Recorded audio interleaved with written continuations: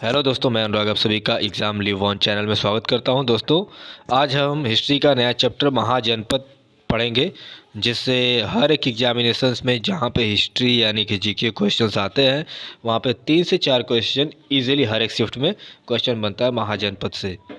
तो इसके बारे में हम डिटेल अध्ययन करेंगे। छोटे छोटे पार्ट्स यानी कि 5-5 मिनट के वीडियोज़ में 2-3 पार्ट में हमने इसको पूरा कंप्लीट करेंगे।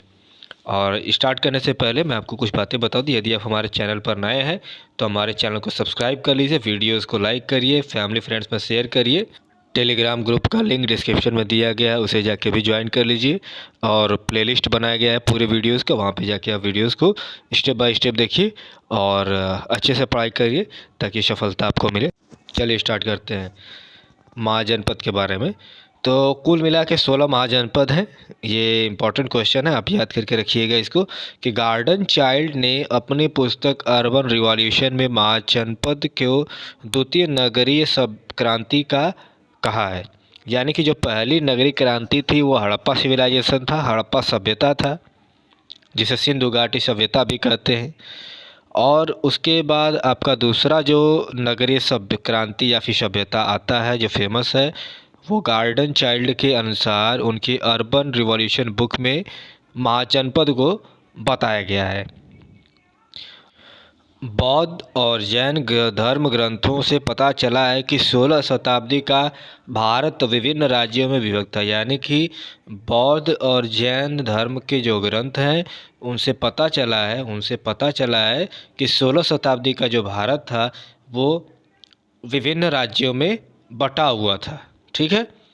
उत्तर भारत में 16 महाजनपद का बहुत बड़ा अस्तित्व था। यानी उत्तर भारत में 16 महाजनपदों का बहुत बड़ा अस्तित्व था। ये बड़े राज्य इसलिए कहे जाते थे क्योंकि इनका आकार वैदिक कालीन कबीलाई राज्य से बड़ा था। यानी कि जो पहले के कबीलाई राज्य थे उनसे भी बड़ा ये महाजनपद थे, इसलिए इन्हें वैदिक कालीन राज्य कहा जाता है, महाजनपद, या फिर बड़े राज्य कहे जाते हैं, इनको बड़ा राज्य कहा जाता है। कबीलाई राज्यों के स्थान पर महाजनपद इसलिए बनाए गए क्योंकि लोहे के प्रयोग के कारण यदि यहाँ पर युद्ध ज़्यादा चलते थे। बौद्ध ग्रंथ के अंगुत्तर निकाय में 16 महाजनपदों का वर्णन किया गया। यानी कि बौद्ध ग्रंथ का जो अंगुत्तर निकाय है उसमें 16 महाजनपदों का बहुत वर्णन किया गया है। जैन धर्म के भगवती सूत्र में 16 महाजनपदों का वर्णन किया गया है। जो जैन धर्म का भगवती सूत्र है उसमें 16 महाजनपदों का वर्णन किया गया है।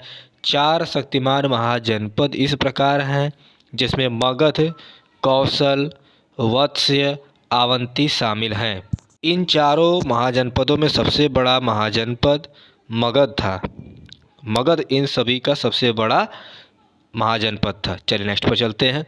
16 महाजनपदों में गणतंत्र व्यवस्था केवल वजी और मल्ल महाजनपद में थी। 16 जो महाजनपद थे उसमें गणतंत्र व्यवस्था यानी कि रिपब्लिक सिस्टम केवल 2 ही में था। कौन कौन है?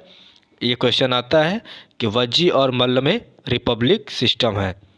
उत्तर भारत में 2 महाजनपद हैं जो कंबोजा और गांधार हैं। दक्षिण भारत में आस्का का महाजनपद है, आस्का महाजनपद स्थित है। ठीक। बौद्ध ग्रंथ में महापरिनिर्वाण सूत्र के अनुसार प्राचीन भारत में 6 महानगर या महाजनपद थे जो इस प्रकार हैं। पहला है चंपा, राजगिरी, श्रावस्ती, कौशाम्बी, काशी, साकेत किसे कहते हैं? जो वर्तमान में अयोध्या के नाम से जाना जाता है, फैज़ाबाद अयोध्या यूपी में, उसे साकेत, अयोध्या का पुराना नाम साकेत है। ठीक है, इसको आप ध्यान रखेंगे। आज के लिए बस इतना ही। नेक्स्ट पार्ट में पूरे डिटेल में पढ़ेंगे। और जाते जाते आपसे मैं कह दूं कि आप हमारे चैनल को सब्सक्राइब करना बिल्कुल मत भूलिए। ज़्यादा से ज़्यादा लोगों में शेयर करिए, इट्स योर ड्यूटी।